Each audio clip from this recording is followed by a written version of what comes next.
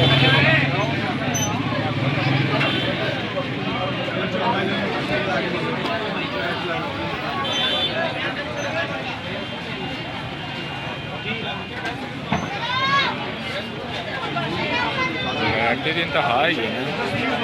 साल से हम लोग इधर ESP के तौर पे सर्व कर रहे हैं, किसी को कोई शिकायत नहीं आई।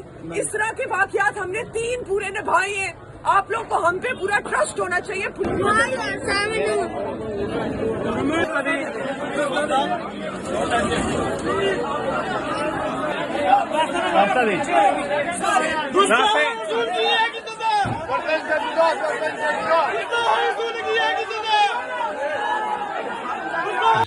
बिस्मिल्लाहिर्रहमानिर्रहीम। मेरा नाम सईदा शरबानो नकवी है। मैं ESP गुलबर्ग हूँ। मेरे साथ खड़े हुए SHO इशरा बिलाल। आज जिस वाक़े का हम जिक्र करने जा रहे हैं वो इतना है कि एक खातून अपने शौहर के साथ इचरा बाजार आई शॉपिंग करने।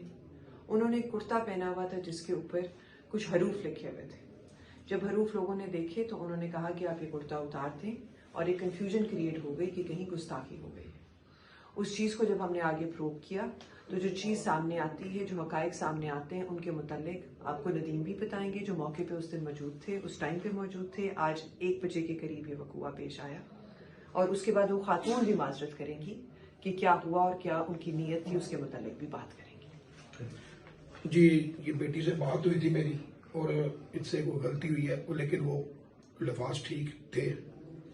वैसे डिजाइनिंग उसकी बनी हुई थी, लेकिन लोगों ने देखा कि ये खराबी का बाइस बन रहा है, तो ये बहन आई। उन्होंने कहा ये आइंदा की बात है, सलवास नहीं पहनेंगे, तो ये ने माफ कर दिया गया। अस्सलाम वालेकुम। मैं इचरा बाजार गई और मैंने ये जो कुर्ता पहना था ये मैंने डिज़ाइन समझ के लिया है। मुझे नहीं पता था उस पर कुछ इस तरह का लिखा है जिससे लोग ये समझेंगे कि ये शायद कोई अरबी लिखी है, और मेरी ऐसी कोई नियत नहीं थी, और ये जो भी हुआ इल्मी में हुआ है। लेकिन मैं फिर भी माफ़ी मांगती हूँ।